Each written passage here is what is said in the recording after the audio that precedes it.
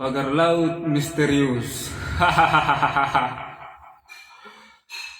Sebelum viral dibilang pagar laut misterius karena tidak ada yang mengaku siapa pemiliknya. Tetapi setelah Pak Prabowo menurunkan 600 TNI Angkatan Laut untuk membongkar, kok jadi banyak yang komplain. Oke, mari kita ulas beritanya. Dilakukan proses pemagaran itu tujuannya adalah agar tanahnya itu nanti naik.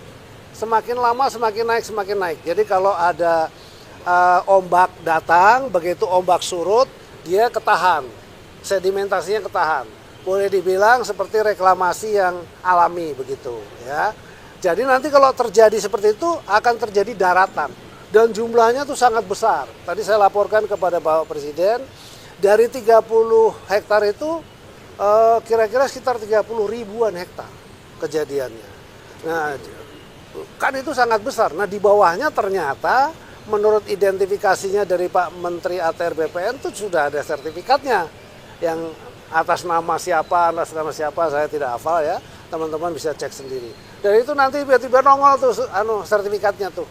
Kalau sudah dia berubah menjadi daratan, itu nanti dia akan nongol. Kasus ini pun langsung mendapat respon dari Presiden Prabowo Subianto dengan memanggil Menteri Kelautan dan Perikanan KKP Sakti Wahyu Trenggono ke Istana Negara. Kepada awak media, Sakti Wahyu Trenggono menyebutkan jika pagar laut itu dibangun untuk mengubah perairan menjadi daratan dengan cara reklamasi alami. Saat ini TNI Angkatan Laut dan nelayan sekitar secara bertahap merobohkan pagar sepanjang 30,16 km tersebut. Dilakukan proses pemagaran itu tujuannya adalah agar tanahnya itu nanti naik. Semakin lama semakin naik, semakin naik. Jadi kalau ada ombak datang, begitu ombak surut, dia ketahan. Sedimentasinya ketahan. Boleh dibilang seperti reklamasi yang alami begitu, ya. Jadi nanti kalau terjadi seperti itu akan terjadi daratan. Dan jumlahnya tuh sangat besar. Tadi saya laporkan kepada Bapak Presiden, dari 30 hektar itu kira-kira sekitar 30 ribuan hektar kejadiannya. Nah, kan itu sangat besar. Nah, di bawahnya ternyata menurut identifikasinya dari Pak Menteri ATR BPN itu sudah ada sertifikatnya. Yang atas nama siapa saya tidak hafal ya. Teman-teman bisa cek sendiri. Dan itu nanti tiba-tiba nongol tuh sertifikatnya tuh. Kalau sudah dia berubah menjadi daratan, itu nanti dia akan nongol sertifikat. Dalam bentuk SHGB atas nama PT Intan Agung Makmur sebanyak 234 bidang dan atas nama PT Cahaya Inti Sentosa sebanyak 20 bidang. Kemudian atas nama perseorangan sebanyak 9 bidang. Kemudian ada juga SHM surat hak milik atas 17 bidang. Jadi berita-berita yang muncul di media maupun di sosmed tentang adanya sertifikat tersebut, setelah kami cek benar adanya, lokasinya pun benar adanya sesuai dengan aplikasi bumi, yaitu ada di Desa Kohot, Kecamatan Pakuaji, Kabupaten Tangerang. Bahkan minta maaf bahwa ternyata ada hak guna bangunan, sertifikat HGB dan sertifikat hak milik di dalam kawasan pagar laut itu. Jadi ada HGB di atas laut. Apa komentar Pak Mahfud? Ya, itu semakin menggelisahkan kita ya sebagai rakyat, karena ini menunjukkan kekacauan dan tidak cermatnya pemerintah menangani atau menjaga batas-batas wilayah kita dan sumber daya alam kita serta hak-hak masyarakat. Dulu kita masih berpendapat itu dilakukan oleh orang-orang secara ilegal, gitu kan, dan bukan pemerintah yang mengeluarkan semacam sertifikat atau apa namanya ya, atau izin begitu ya, izin gitu, sehingga kita pada waktu itu ya tinggal bersikap aja bagaimana pemerintah menyelesaikan ini, karena ada fakta penyerobotan dan penyerobotan terhadap bagian apa namanya laut, kemudian ada penerobosan terhadap hukum secara ilegal, yang kemudian saya juga ikut mendengar tuh apa yang disampaikan oleh Pak Nusron itu, bahwa sertifikat itu ternyata ada, ya kan? Jumlah sertifikatnya dalam bentuk HGB. HGB itu hak guna bangunan. Sebenarnya harusnya di tanah itu, bukan di air. Sebanyak 263 bidang. Yang ini kemudian dirinci lebih lanjut, 234 bidang atas nama PT Intan Agung Makmur. Yang 20 bidang atas nama PT Cahaya Inti Sentosa. Cahaya Inti Sentosa. PT Cahaya Inti Sentosa. Nah, kemudian ada 9 bidang atas nama perseorangan. Masih ada lagi 17 bidang dengan status surat hak milik SHM. Ya, sertifikat hak milik SHM. Nah, ini menjadi makin rumit masalahnya kan. Kemarin tidak ada yang mengaku. Nah, sekarang udah mulai ada yang ngaku. Oh, ternyata ada sertifikatnya. Dan ini baru pengakuan menteri loh Pak, belum pengakuan perusahaannya ya? Iya, perusahaannya belum kita masih nunggu nih. Belum muncul. Iya. Itu bayangkan Anda, ada HGB itu dikeluarkan yang ternyata itu laut, bukan tanah, iya kan?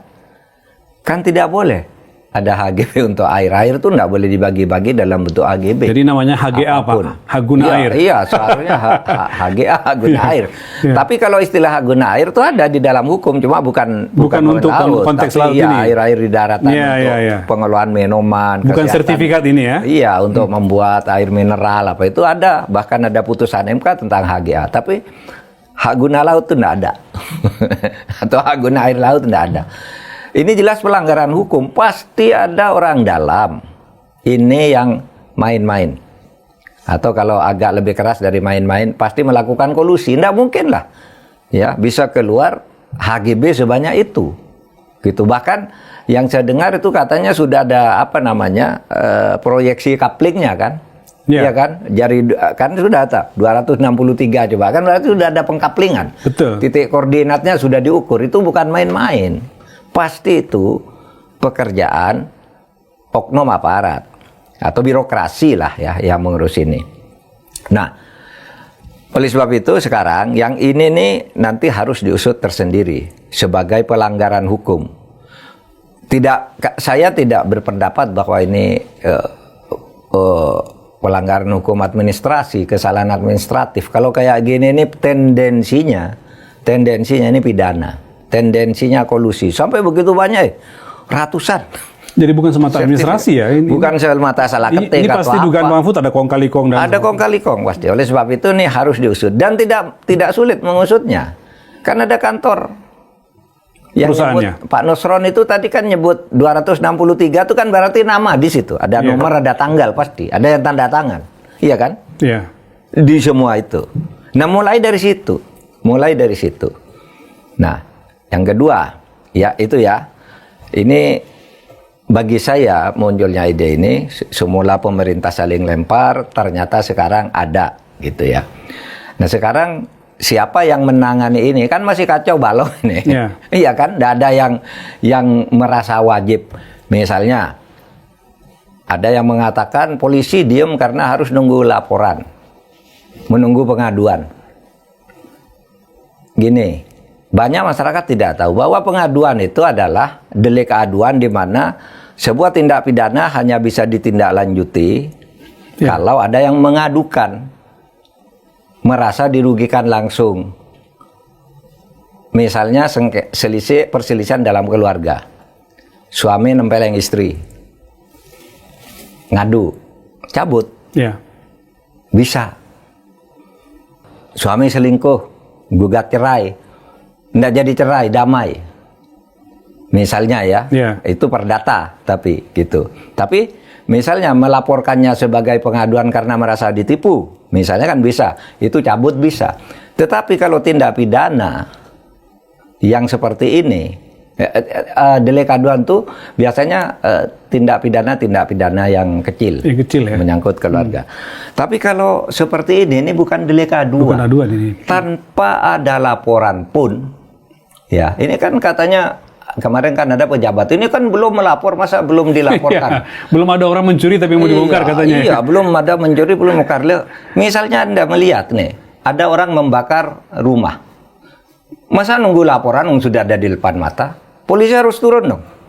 Melakukan penyelidikan, bahkan langsung penyidikan. Jadi terkadang orang tidak bisa membedakan antara pengaduan dan pelaporan. Sebuah tindak pidana itu yang tidak diketahui misalnya terjadi, tidak ada yang tahu, lapor bisa. Tapi kalau sudah ceto welo-welo di depan mata lalu nunggu laporan, misalnya ada orang mau membunuh orang, oh belum ada laporan gitu, tidak bisa dong. Harus bertindak. Ini sudah ada. Polisi harus turun. Gitu. Polisi harus turun. Kalau misalnya ketemunya nanti, oh ini perdata gitu. Ya nanti kan bisa disampaikan ke publik. Tapi kalau ini kan kejahatan. Nanti perdata atau tidak, nanti kan proses yang akan. Makanya kalau kemudian Angkatan Laut atas katanya antara perintah Presiden langsung membongkar itu pada tanggal 18 kemarin, itu mestinya sudah benar Pak ya? Harus segera dibongkar ya? Mestinya sudah benar. Pembongkaran itu sudah benar. Pembongkaran itu sudah benar. Karena memang itu tugas Angkatan Laut. Dia juga adalah penegak hukum di laut kan. Penyidik di laut. Tapi sebenarnya polisi juga bisa itu menyangkut urusan keamanan dan penegakan hukum sehari-hari kan. Itu kan polisi mesti patroli di situ. Sehari-hari ada di situ. Bahkan mungkin lebih duluan menyaksikan ya. Malah lebih duluan menyaksikan. Saya dengar juga sudah banyak yang tahu lebih dulu itu, cuma pura-pura enggak tahu aja, ada yang enggak berani gitu.